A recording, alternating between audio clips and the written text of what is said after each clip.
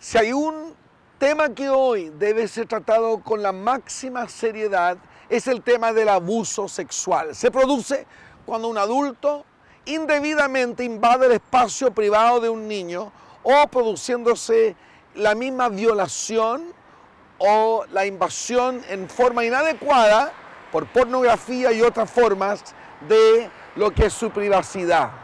¿Cómo prevenir? ¿Cómo detectar cuando un niño está en un proceso de abuso sexual? ¿Cómo enfrentar en la sociedad este tema tan serio? Aquello es lo que hoy abordaremos en Hazte Cargo.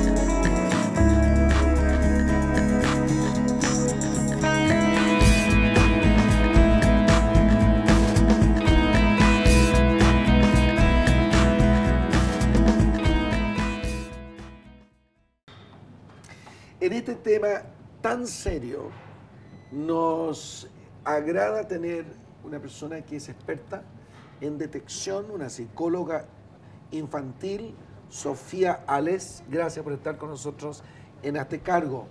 Consideramos que es uno de los temas más urgentes a tratar hoy día.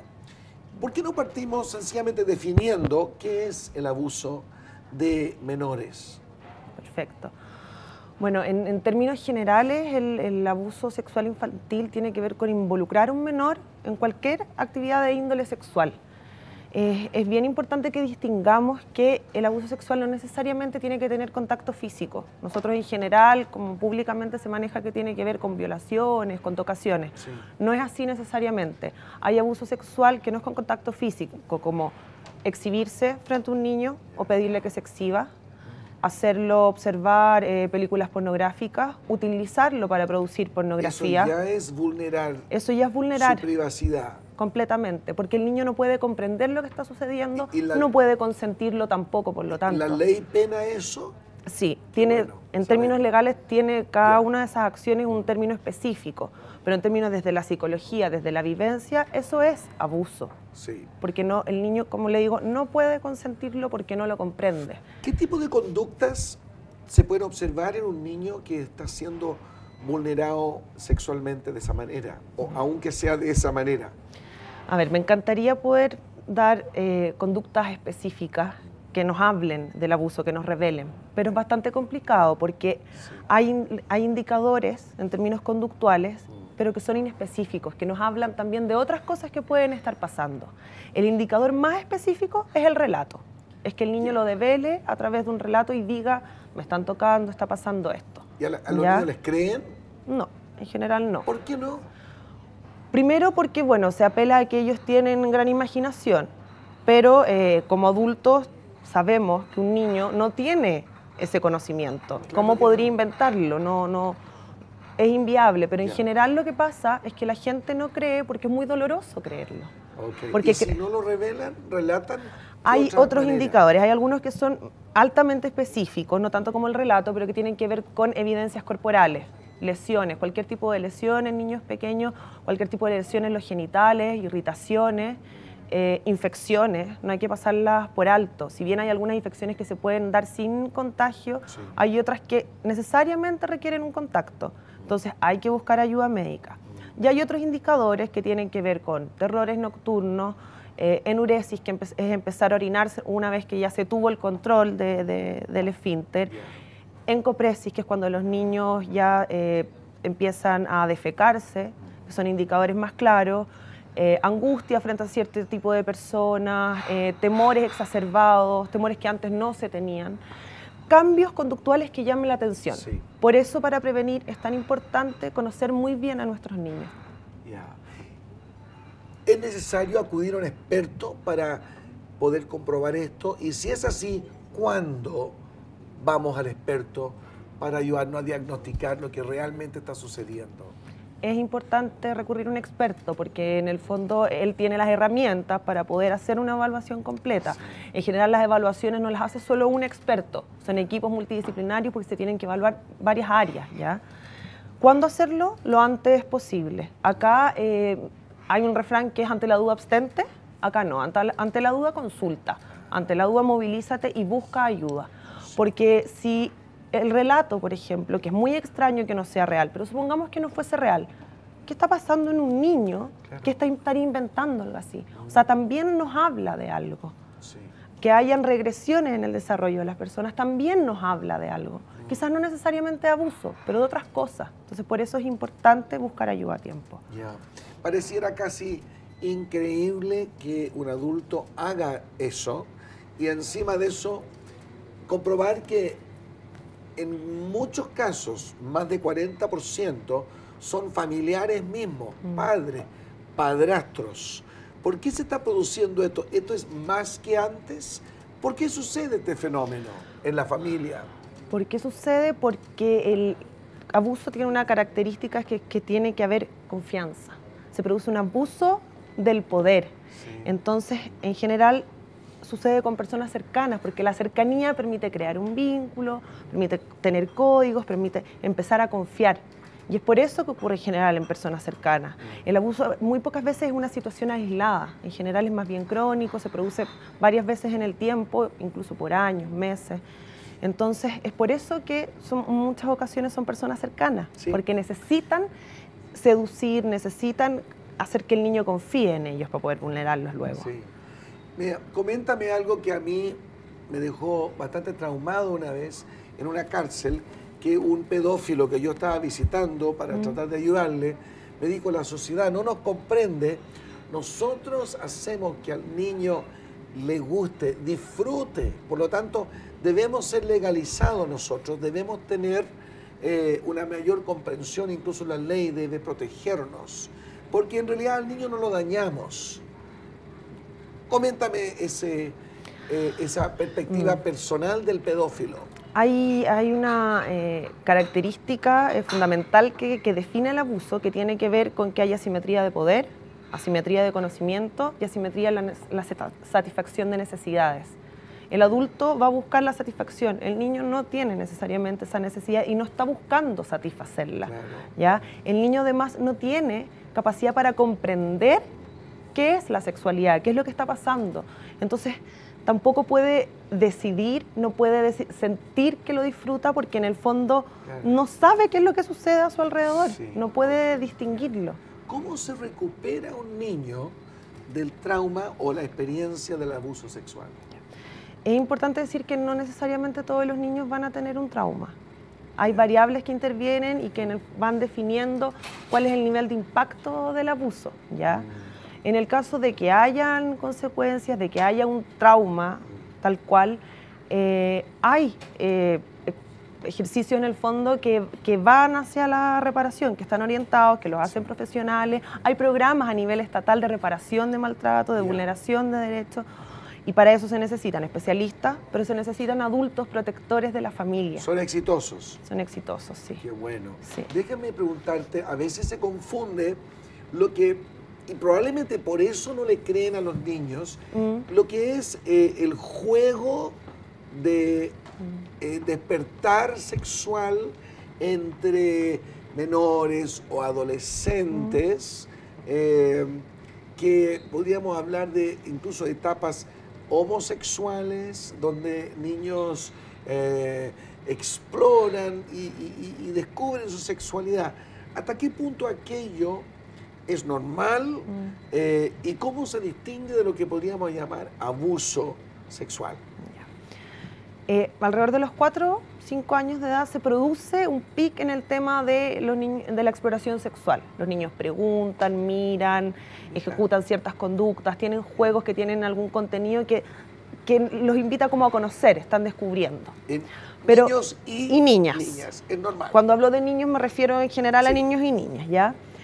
Pero cuando en su juego, por ejemplo, el niño empieza a tener conductas que revelan que él tendría que conocer algo más, tener movimientos, por ejemplo, que copian el acto sexual, hacer comentarios que por su edad no tendría por qué conocer esos conceptos, intentar hacer tocaciones a otros niños más pequeños que van más allá del conocer. Ahí sí nos habla de que algo está pasando. En general, cuando el niño muestra que tiene un conocimiento que va más allá del que él por su edad puede tener, nos habla de que algo podría estar pasando. No necesariamente de que esté siendo tocado, por ejemplo, pero sí que esté siendo expuesto a observar relaciones sexuales, por ejemplo. Correcto. Y eso, como decíamos antes, es abuso. Y como hoy es tan prevalente la pornografía, lo más probable es que por ahí entre su primera experiencia de abuso sexual en su imaginación o en la violación de su espacio, como bien decías antes. Claro. ¿Ok?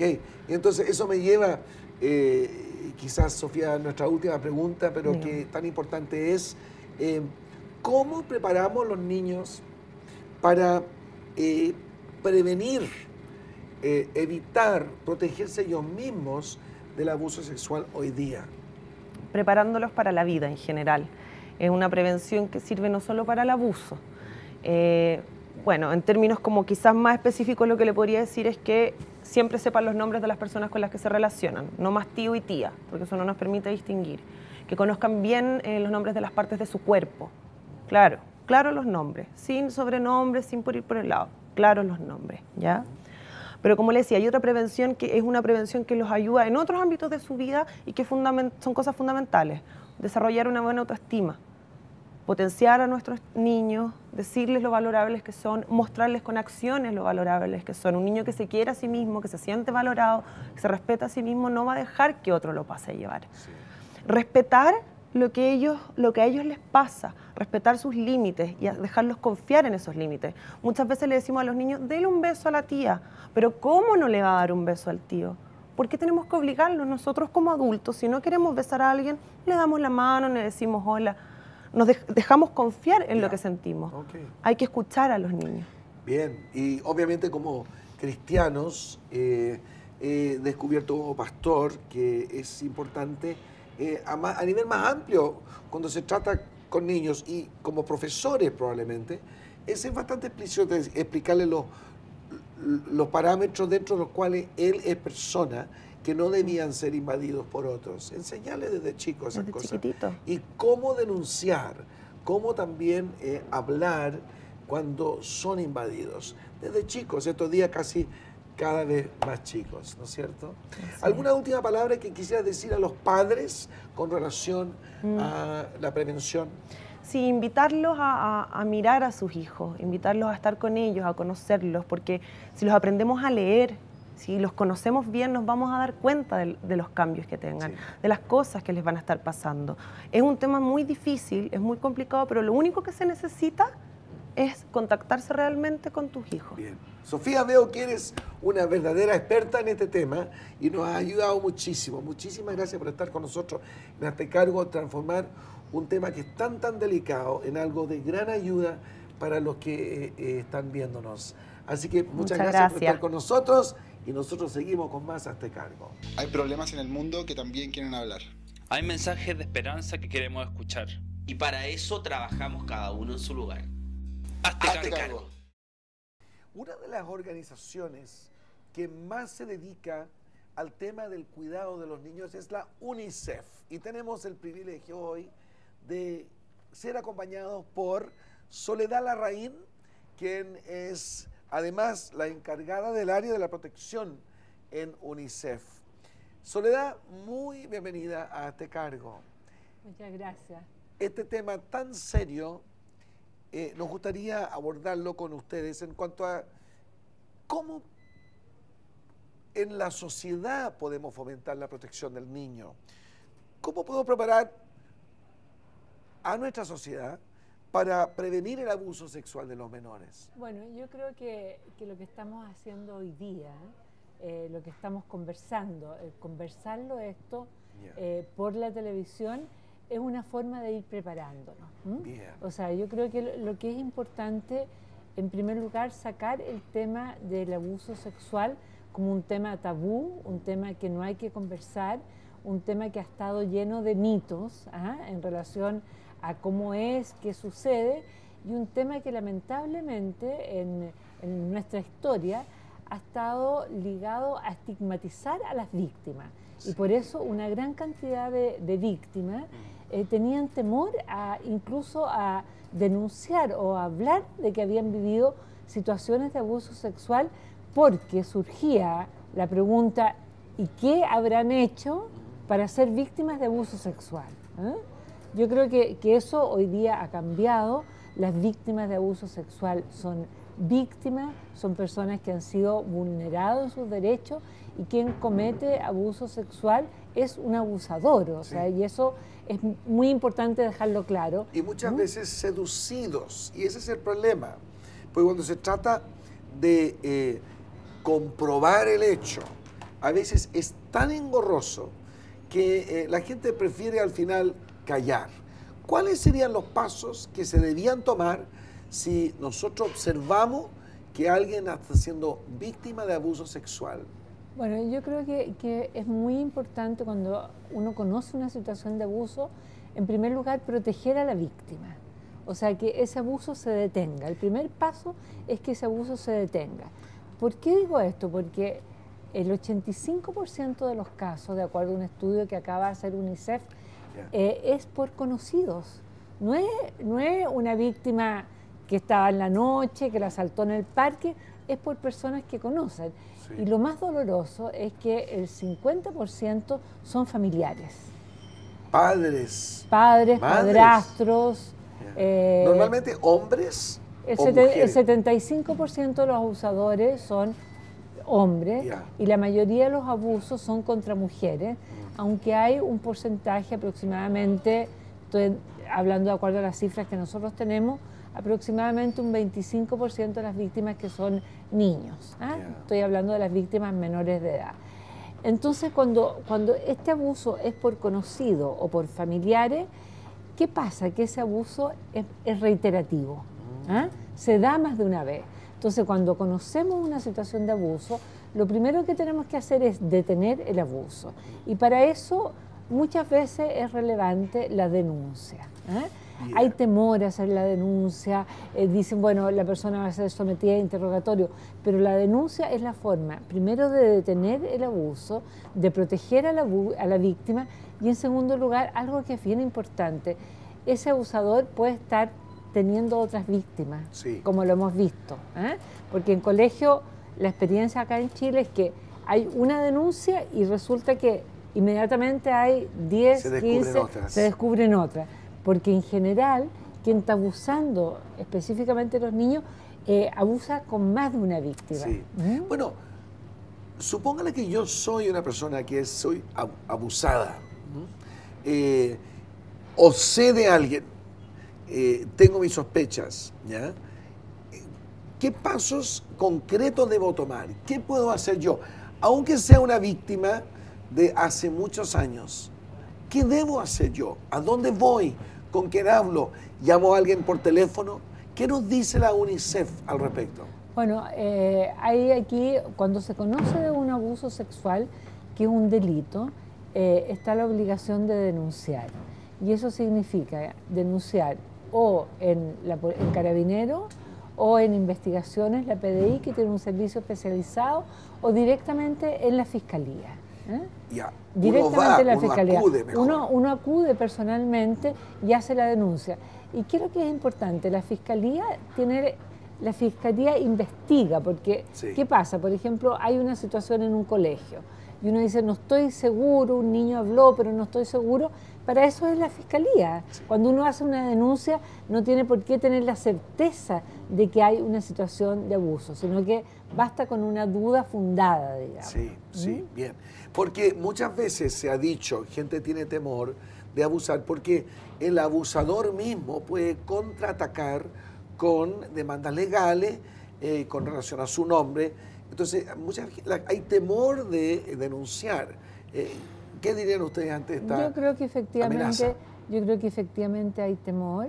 Yo creo que efectivamente falta avanzar en todo el procedimiento jurídico para proteger a las víctimas. Claro. Y eso es importante. Hoy día se está trabajando en una ley para avanzar en todo lo que es lo que se ha conocido como entrevista única, pero fundamentalmente es que cuando un niño o una niña hace una denuncia, Sí. Da el testimonio, se le puede grabar.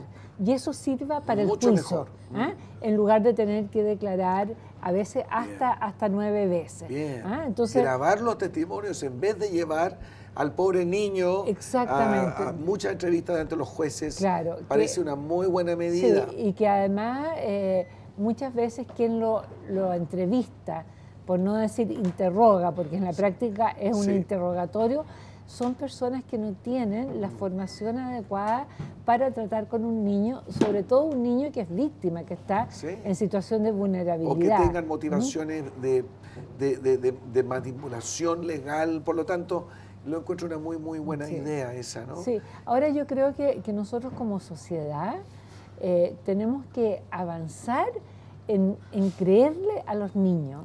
Esta es una sociedad tremendamente adultocéntrica, que nos cuesta mucho escuchar a los niños. Pareciera imposible creer que un niño que viene hablando de abuso, que no se le crea. ¿Por qué no? A mí también me surge la misma Sí. duda, porque un niño es muy difícil que invente una situación para la cual no tiene la información ni el desarrollo adecuado para decirlo. O sea, Sí. cuando un niño describe, por ejemplo, cómo se da una situación de abuso, él no tiene como conocimiento para inventarlo. Bien. E incluso, lo que es curioso, que se le cree más a los adultos que a los niños. Bueno, entonces créanle a los niños cuando hacen Exacto. denuncia o queja de abusos sexuales o de otro tipo. Exacto. Muy, muy importante. Por ejemplo, cuando un niño no quiere ir a una casa, no es que sea mañoso, Sí. porque este niño que es mañoso o que es mal educado, cuando un niño le tiene cierto rechazo, a lo mejor a algún personaje de la familia, cuando un niño le dice a la mamá o al papá, no quiero quedarme con tal persona, Sí. escuchémoslo. Escuchémoslo y hagámosle preguntas. Exacto, Ya. exacto. Muy bien. Bueno, y para terminar, Soledad, ¿cuál dirías tú cómo definirías el rol de UNICEF en esta área más amplia en la sociedad? ¿Cuál es la forma en que UNICEF busca proteger a los niños del abuso? Bueno, nosotros como UNICEF, como mandato de Naciones Unidas, tenemos que la Convención de Derechos del Niño, que es nuestro gran marco, digamos, que fue aprobada por Chile el año 1990, se instale en el país, que se adecúe toda la legislación a los principios de la Convención, que plasma, digamos, la doctrina de la protección integral de los niños y que las políticas públicas en nuestro país tengan como preocupación central la protección de los niños. Entonces, para decirlo más en concreto, por ejemplo, nosotros trabajamos con el Ministerio de Salud para que toda la atención primaria, los profesionales estén capacitados para detectar situaciones de abuso sexual, porque a veces los niños hablan, pero nadie los escucha. Trabajamos con educación y hemos desarrollado un material muy bonito que se llama Mi Sol para prevención de abuso sexual con los niños. O sea, nos preocupa que todas las instancias que trabajan con los niños tengan efectivamente una política de prevención, de detección y de atención en abuso sexual. Bien, Soledad, veo que están muy activos Sí. y bienvenido sea. Muchas gracias. por estar con nosotros, Soledad, y abrirnos los ojos un poquito más. Y nosotros seguimos con más a Te Cargo. Hoy, un niño dejó de trabajar en esta esquina.